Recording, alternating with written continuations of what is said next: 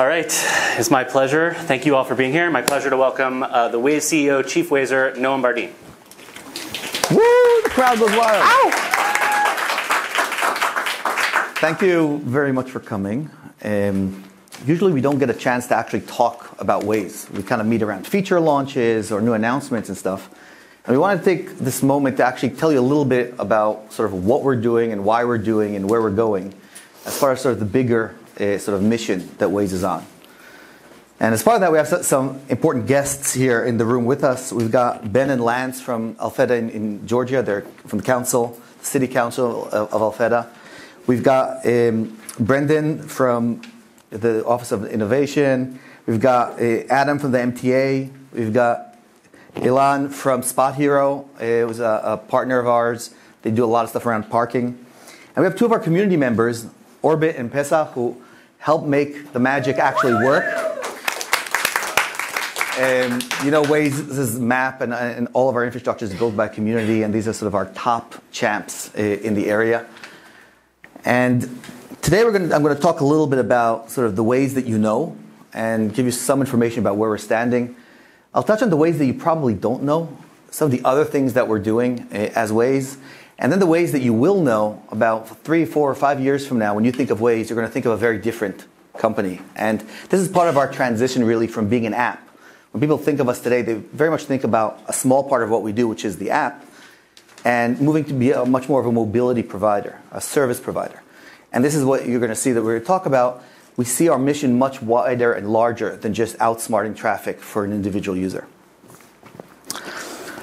So the ways that you know, this is sort of the app. I've been the CEO of Waze for 9 years now. And when we started out, we had the same mission, right? We wanted to battle traffic. We wanted to make life better. We wanted to help people with their commute.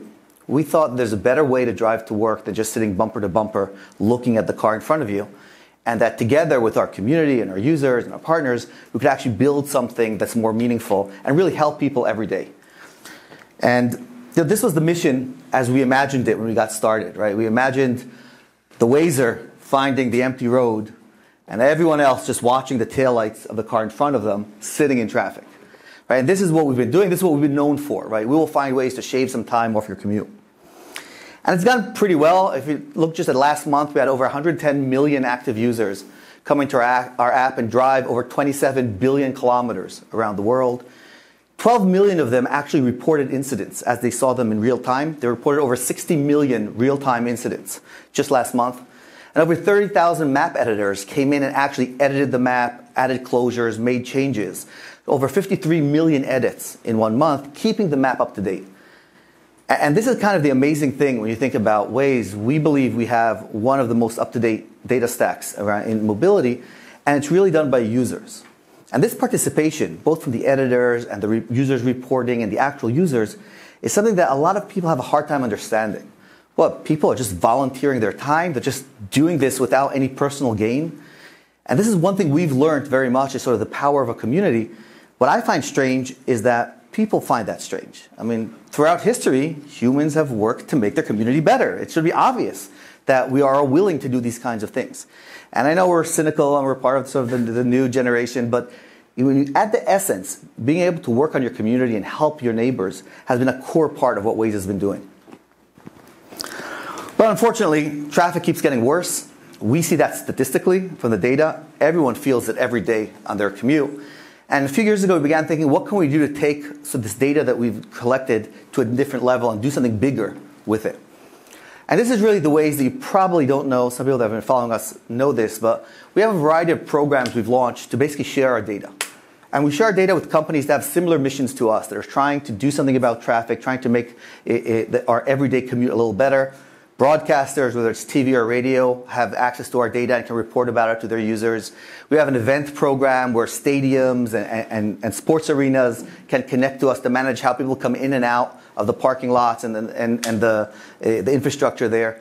We have a beacon program where just last week, together with Spot Hero and the city of Chicago, we installed a variety of beacons underground to make navigation possible in tunnels and under the city. And these different programs are ways of really sharing the data, beyond the app. The program I'd like to talk about a little bit is our Connected Citizens program. It's a program we started in 2013, and today, in 2018, we have about 816 partners. We partner with cities, with municipalities, departments of transportation, a whole variety of entities that we can share data back and forth through open APIs between us. Our partners today cover about 2 billion citizens around the world. Over 60% of the US state DOTs are partners of ours. And so when a hurricane strikes, the DOT can send us closures. When users discover flooding, they can mark the closures. When we're out of fuel somewhere and we're not sure where there is fuel after a catastrophe, users can report that. If you look at the city of Boston, used our data to actually sync their traffic lights, which is almost an 18% reduction in congestion. The city of Washington, D.C. did a pothole palooza. They basically asked our users to report potholes when they see them. Through our API, the data reached the city of Washington, D.C., and they sent a truck to actually fix the pothole. And so this combination of public-private user connections is one of the really unique things about Waze. And it's unique because there are companies and users and entities and government organizations that share our mission about doing something about traffic. And the boundaries get really blurred about what is a volunteer, what is an employee, what is a customer, what is a partner. And that's been one of these unique things about how Waze has managed to get this participation from users on one hand and from partners on the other hand. But traffic continues to be our everyday nightmare, and we're all very passionate about traffic, right? And that's why we've been doing it. And if you think about the person sitting here, sitting in traffic, and we all feel that rage that you have when you're sitting and you're helpless. And you begin cursing everyone around you, right? They're in your way. If only they wouldn't be idiots, you would get to work on time. But everyone else is looking at that person and saying exactly the same thing. If only you weren't in my way.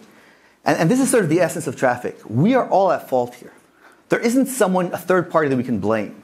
There isn't someone that we can say, oh, they're the bad guys, and if only something happened. And there are no easy solutions either. People like to say, I want the government to come and spend trillions of dollars and do something.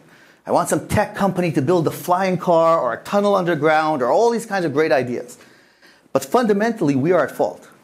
We're at fault because we have decided to drive by ourselves at the same time on the same roads. That's our decision. And this is how we've built our cities and our roads and our infrastructure. And this decision has led to this unstoppable wave of traffic, which is only going to get worse. And at the margins, we can open up a new road, a new intersection, spending a fortune of money, but it doesn't actually help. And because we are the problem here, we all have to be involved in the solution. We have to change our behaviors a bit and figure out ways that we can work together to solve this, because it impacts everyone. The toll of traffic on our economy, on the environment, on our health, tremendous amount of research showing the negative health consequences of commuting. So how can we deal with all this? And this is really the Waze you will know. When you think about Waze a few years from now, you're going to think about Waze, which is the mobility platform that gets you to work, not only the platform that tells you which way to go. In a way, today we can tell you where should you stand in traffic. Should you stand in traffic here? Should you stand in traffic there? And we decided to go to the source, right? If we all work together and some of this openness that we've done on Waze, we can actually go at the source of the essence of our everyday traffic nightmare. And this is Waze Carpool. Today we're opening this up nationwide throughout the US. And our goal really is to get a fraction of our Wazers, we've got 110 million of them, among the fraction of them to take a rider with them in the car. We have empty seats in our car today that we're not using. And if we can do that, we can actually take a car off the road and take multiple cars off the road. So to sort of give you an idea of what that means, this is what it takes, the amount of infrastructure it takes for 60 people to drive alone to work. These are the 60 people, right? This is the amount of road they take to drive to work on their own. But if they were carpooling, same people, same cars that exist, we free up all this road for everyone else. And this is really the essence of carpooling. We don't believe there's going to be a huge government investment or some technology that solves us. We don't believe it matters who drives. If a computer drives your car and it's self-driving, or if a human drives your car, or if a ride-sharing or taxi driver drives your car, fundamentally, if we can't change this, it doesn't matter. Yes, you may be playing with your phone in your car instead of driving, but you will be sitting the same amount of time in it because there isn't enough infrastructure to do this. But if we do decide to share our cars, the infrastructure is there. Those empty seats are there today, and we can do something today about it if we all change our behavior slightly.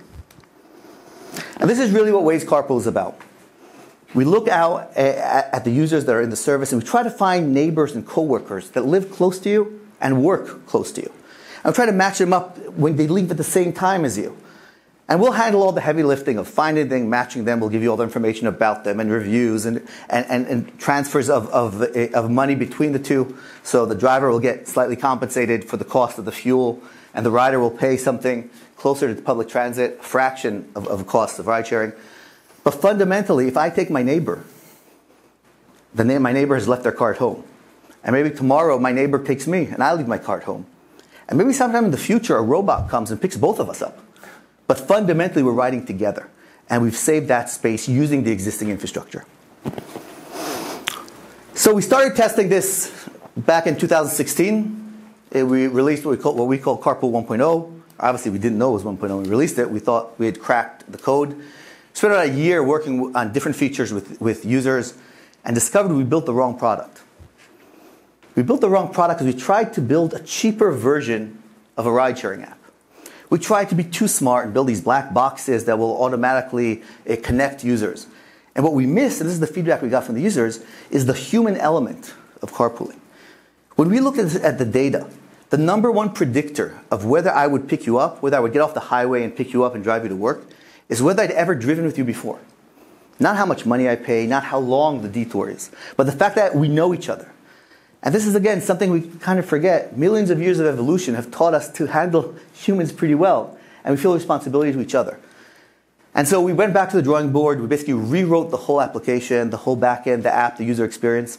And in March of this year, we actually released what we call Waze 2.0, which is a version of the software that Josh will walk you through, which is really about putting people in the center. It's about allowing you to discover the people that are on your routes and giving you the strength to make the decision yourself, who you want to ride with. Do you only want to ride people from your gender? Or do you only want to ride with people who work in your company? Or do you only want to ride people that have 10 rides in a history? All this kind of data we've put in the center, and we've seen all of our metrics go through the roof. Since we released this, just the first quarter over quarter, we saw over 80% growth of usage of the app. And just in the month of September, from the first week to the fourth week, we've seen over 50% growth of usage of the app. And so this is why we kind of realized that we feel that we're in a good place to open this up nationwide. More importantly, a few months ago, we opened up the app to opt in. So we allowed anyone who wanted to subscribe, come in, give us their home, their work, etc. Right over 1.3 million Americans sign up, go through this, and basically say, we want a carpool. Now, between signing up for an app and actually driving every day, there's a big gap. And this is the one thing about carpool. It's not something that happens overnight. It's a change of behavior, which is going to require us to work together to make this happen. And this is really where, going back to our history, we see this as a combination of our partners working together. Right? We need our users to actually use carpool, to drive out of their way, to go a little bit out of their everyday route and really invest in this. You know, to sit in your car and complain about traffic is easy, right? We've been doing that for many years. It hasn't really helped anyone. But what we want to empower users is not to get mad, but to get even, to actually do something about it, to be part of the solution and not part of the problem. Local government has a very important role to play here, and we've been working with all different types of agencies at different levels of the state and local government. They have and we've had different types of interactions. On one extreme would be the city of Palo Alto actually subsidizing rides for people so they don't drive their cars into the city. But where it becomes more interesting, you think about policies, right? We need to have new policies that align the cost of commuting with driving alone. HOV lanes are a great example, right? HOV lanes, if you ride with a few different people, you will get a faster ride to work. And if not, you're going to be penalized and stay there. Congestion pricing, big discussion that's going on around the world. All kinds of different ways of providing carrots and sticks and different policies to help nudge users to actually change their behavior.